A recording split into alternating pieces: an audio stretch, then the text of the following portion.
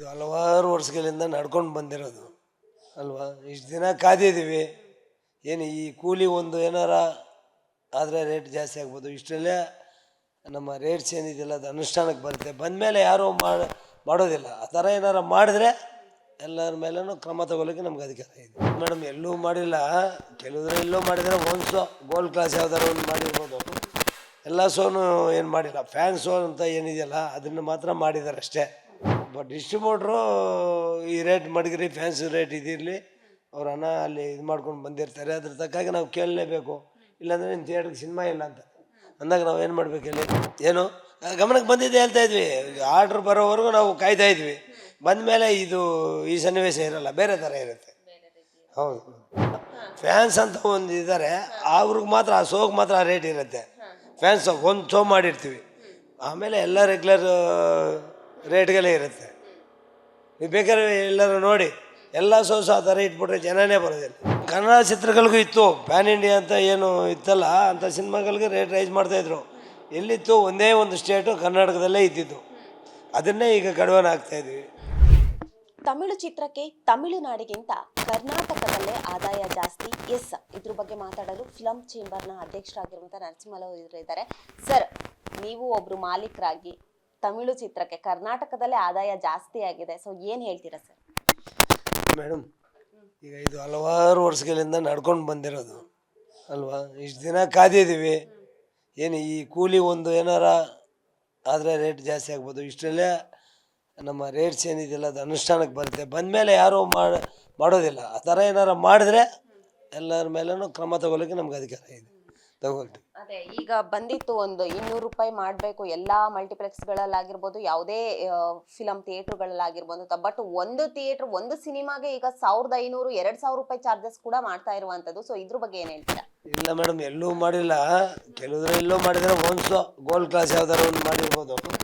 ಎಲ್ಲ ಶೋನು ಏನು ಮಾಡಿಲ್ಲ. ಫ್ಯಾನ್ ಶೋ ಅಂತ ಏನಿದೆಯಲ್ಲ ಅದನ್ನು ಮಾತ್ರ ಮಾಡಿದ್ದಾರೆ ಅಷ್ಟೇ. ನನ್ನ ಗಮನಕ್ಕೆ ಬಂದಿರೋ ಪ್ರಕಾರ ಅದು ಏನು ನಾವು ಮಾಡೋದಂಥದ್ದಲ್ಲ. ಬಟ್ ಡಿಸ್ಟ್ರಿಬ್ಯೂಟ್ರು ಈ ರೇಟ್ ಮಡಗಿರಿ, ಫ್ಯಾನ್ಸಿ ರೇಟ್ ಇದಿರಲಿ, ಅವ್ರ ಹಣ ಅಲ್ಲಿ ಇದು ಮಾಡ್ಕೊಂಡು ಬಂದಿರ್ತಾರೆ. ಅದ್ರ ತಕ್ಕಾಗಿ ನಾವು ಕೇಳಲೇಬೇಕು. ಇಲ್ಲಾಂದರೆ ನಿಮ್ಮ ಥಿಯೇಟ್ರಿಗೆ ಸಿನಿಮಾ ಇಲ್ಲ ಅಂತ ಅಂದಾಗ ನಾವು ಏನು ಮಾಡ್ಬೇಕು ಹೇಳಿ? ಆರ್ಡ್ರ್ ಬರೋವರೆಗೂ ನಾವೇನು ಮಾತಾಡೋಂಗೇ ಇಲ್ಲ. ಹಾಗಂತೇಳಿ ನಿಮ್ಮ ಥಿಯೇಟ್ರಲ್ಲಿ ಹಾಕಿದ್ದಾರೆ, ಇನ್ನೊಂದು ಥಿಯೇಟ್ರಲ್ಲಿ ಹಾಕಿರೋದು ಅನ್ನೋದಲ್ಲ. ಬರಲಿ, ಆರ್ಡ್ರ್ ಬರಲಿ. ಅದ್ಮೇಲೆ ಹಾಕಿದಾಗ ಎಲ್ಲರಿಗೂ ರೈಟ್ಸ್ ಇದೆ, ಕೇಳ್ಬೋದು. ಯಾರು ಅಲ್ಲಿ ಆ ಟೈಮಲ್ಲಿ ಯಾರೂ ವೈಲೇಷನ್ ಮಾಡೋಕ್ಕಾಗೋದೇ ಇಲ್ಲ, ಮಾಡೋದು ಇಲ್ಲ. ಓಕೆ, ನೀವು ನೋಡ್ತಿರ್ಬೋದು ಸರ್, ಇವಾಗ ಒಂದು ಹೇಗಾಗ್ತಿದೆ ಅಂದ್ರೆ ತಮಿಳುನಾಡಿನಲ್ಲಿ 200 ರೂಪಾಯಿ ಇರೋದನ್ನ 183 ರೂಪಾಯಿ ಆಗಿ ಟಿಕೆಟ್ಗಳನ್ನ ಕೊಡ್ತಾ ಇರುವಂತಹದ್ದು. ಮತ್ತೆ 53 ಥಿಯೇಟರ್ಗಳಲ್ಲಿ ಒಂದು ಥಿಯೇಟರ್ಲಿ 53 ಸರಿ ಸಿನಿಮಾವನ್ನ ಬಿಡ್ತಾ ಇರುವಂತದ್ದು ಆ ಕೂಲಿ ರಿಲೀಸ್ ದಿನಾನೇ. ಬಟ್ ಆದ್ರೆ ಕರ್ನಾಟಕದಲ್ಲಿ ಒಂದು ದಿನ ಶೋಗೆ 1500 ರೂಪಾಯಿ ಬಿಲ್ನ ಮಾಡಿರುವಂತದ್ದು. ಅದನ್ನೇ ಹೇಳ್ದಲ್ಲ, ಇದು ಇವಾಗ ಇವತ್ತು ಮಾತ್ರ ನಡೆದಿಲ್ಲ. ಇದು ಹಲವಾರು ವರ್ಷದಿಂದ ನಡ್ಕೊಂಡು ಬರ್ತಾ ಇದೆ.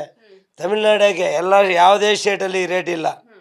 ಅದಕ್ಕೆಲ್ಲ ನಾವು ಸರ್ಕಾರ ಜೊತೆಗೆ ಇಷ್ಟು ದಿನ ಅವ್ರಿಗೆ ಮನವಿ ಕೊಟ್ಟು ಅವ್ರ ಜೊತೆಗೆ ಓಡಾಡಿ ಈಗ ಏನು ಆದೇಶ ಅಂತೂ ಈಗ ಇಷ್ಟರಲ್ಲೇ ಬರ್ತಾಯಿದೆ. ಒಂದು ಟೈಮ್ ಕೊಟ್ಟಿದ್ರು, ಅದು ಮುಗೀತಾ ಬಂದಿದೆ. 1 or 2 ಡೇಸಲ್ಲಿ ಬರುತ್ತೆ ಮೇಡಮ್. ಅದು ಬಂದಮೇಲೆ ನಾವೇನೇ ಇದನ್ನು ಮಾಡೋಕ್ಕೆ ಪ್ರಯತ್ನ ಪಟ್ಟಿದ್ದು. ಯಾಕಂದರೆ ಜನ ಥಿಯೇಟ್ರ್ಗಳಿಗೆ ಬರ್ತಾ ಇರಲಿಲ್ಲ. ಕಡಿಮೆ ರೇಟ್ ಇದ್ದಾಗ ಅಟ್ಲೀಸ್ಟ್ ಜನ ಬರಲಿ, ಒಬ್ಬರು ನೋಡೋದು 10 ಜನ ನೋಡಲಿ ಅನ್ನೋ ಉದ್ದೇಶದಿಂದನೇ ನಾವು ಈ ರೇಟ್ಗಳು ಮಾಡಿರೋದು. ಹಾಗಾಗಿರೋದ್ರಿಂದ ಇದಾಗತ್ತೆ. ಆದಮೇಲೆ ನಾವು ಈ ರೀತಿ ಮಾಡೋಕ್ಕೆ ಆಗೋದೇ ಇಲ್ಲ. ನನ್ನ ಥಿಯೇಟ್ರ್ ಅಂತಲ್ಲ, ಯಾವುದೇ ಥಿಯೇಟ್ರಲ್ಲಿ ಮಾಡೋಕ್ಕಾಗಲ್ಲ. ಆಮೇಲೆ ಡಿಸ್ಟ್ರಿಬ್ಯೂಟ್ರ್ ಮಾಡ್ಕೊಳ್ತಾ ಇರೋದು ಅದು. ಯಾವುದೇ ಎಕ್ಸ್ಪೋರ್ಟ್ರಿಗೆ ಏನೋ ಒಂದು ರೆಂಟ್ ಅಂತ ಇರುತ್ತೆ, ಒಂದು ಪರ್ಸೆಂಟೇಜ್ ಅಂತ ಇರ್ತದೆ. ಅದಕ್ಕೆ ಮೇಲೆ ಅವ್ರು ಕೊಡೋಲ್ಲ ಅಲ್ವಾ. ನಾವು ಮಾಡ್ತಾ ಇರೋದಲ್ಲ, ಅದು ವಿಷಯ.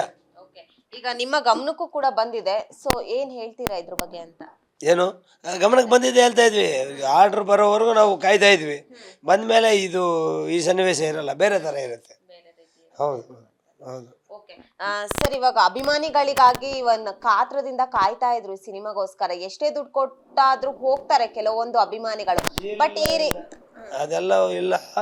ಫ್ಯಾನ್ಸ್ ಅಂತ ಒಂದು ಇದ್ದಾರೆ, ಅವ್ರಿಗೆ ಮಾತ್ರ ಆ ಶೋಗೆ ಮಾತ್ರ ಆ ರೇಟ್ ಇರುತ್ತೆ. ಫ್ಯಾನ್ಸ್ ಒಂದು ಶೋ ಮಾಡಿರ್ತೀವಿ, ಆಮೇಲೆ ಎಲ್ಲ ರೆಗ್ಯುಲರ್ ರೇಟ್ಗಳೇ ಇರುತ್ತೆ. ನೀವು ಬೇಕಾದ್ರೆ ಎಲ್ಲರೂ ನೋಡಿ, ಎಲ್ಲ ಶೋಸ್ ಆ ಥರ ಇಟ್ಬಿಟ್ರೆ ಜನನೇ ಬರೋದಿಲ್ಲ. ಆದ್ರೆ ಯಾಕೆ ಕನ್ನಡ ಚಿತ್ರಕ್ಕೆ ಹೋಲಿಸ್ಕೊಂಡ್ರೆ ತಮಿಳು ಚಿತ್ರಗಳಾಗಿರ್ಬೋದು ಬೇರೆ ಬೇರೆ ಚಿತ್ರಗಳಿಗೆ ಯಾಕೆ ಅಷ್ಟೊಂದು ಇದು ಜಾಸ್ತಿ ಅನ್ನುವಂಥದ್ದು? ಇಲ್ಲ ಮೇಡಮ್, ಕನ್ನಡ ಚಿತ್ರಗಳಿಗೂ ಇತ್ತು, ಪ್ಯಾನ್ ಇಂಡಿಯಾ ಅಂತ ಏನು ಇತ್ತಲ್ಲ ಅಂಥ ಸಿನಿಮಾಗಳಿಗೆ ರೇಟ್ ರೈಸ್ ಮಾಡ್ತಾಯಿದ್ರು. ಎಲ್ಲಿತ್ತು, ಒಂದೇ ಒಂದು ಸ್ಟೇಟು ಕರ್ನಾಟಕದಲ್ಲೇ ಇದ್ದಿದ್ದು, ಅದನ್ನೇ ಈಗ ಕಡಿವಾಣ ಆಗ್ತಾಯಿದ್ವಿ. ಅವರೂ ಒಂದು ಸರ್ಕಾರದವ್ರಿಗೂ ಅವ್ರಿಗೂ ಕೆಲವು ಇರ್ತಾವಲ್ಲ, ಎಲ್ಲ ನೋಡ್ಕೊಂಡು ಮಾಡ್ತಾಯಿದ್ದಾರೆ. ಆಗುತ್ತೆ, 1 or 2 ಡೇಸಲ್ಲಿ ಆಗುತ್ತೆ. ಅದಾದಮೇಲೆ ಈ ಥರ ಬರೋದೇ ಇಲ್ಲ, ಈ ಪ್ರಶ್ನೆ ಬರೋದಿಲ್ಲ. ನಿಮ್ಮ ಥಿಯೇಟ್ರಲ್ಲಿ ಮಾತ್ರ ಹಾಕ್ತೀರಾ, ಅಲ್ಲಿ ಹಾಕಿಲ್ಲ ಇಲ್ಲಿ ಹಾಕಿಲ್ಲ ಅನ್ನೋದು ಬರೋದೇ ಇಲ್ಲ. ಯಾವ ಥಿಯೇಟ್ರೂ ಆಗೋಕ್ಕಾಗಲ್ಲ ಅದು. ನಿಮ್ ಪ್ರಕಾರ ಈ ಹಿಂದೆ ಆದ್ರೂ ಪ್ರೇಕ್ಷಕರು ಬರ್ತಾರೆ ಅಂತ ಅನ್ಸುತ್ತೆ ಸರ್? ಏನು ಇವತ್ತು 100 ಜನ ನೋಡೋಕೆ ಬರ್ತಾರಲ್ಲ, 1000 ಜನ ನೋಡ್ಬೋದು. ರೇಟ್ ಅವ್ರಿಗೆ ಹಿಡ್ಕೋ ರೇಟಲ್ಲಿ ಇದ್ದರೆ ಜಾಸ್ತಿ ಜನ ನೋಡ್ತಾರೆ ಮೇಡಮ್, ಅದಂತೂ ನಿಜ.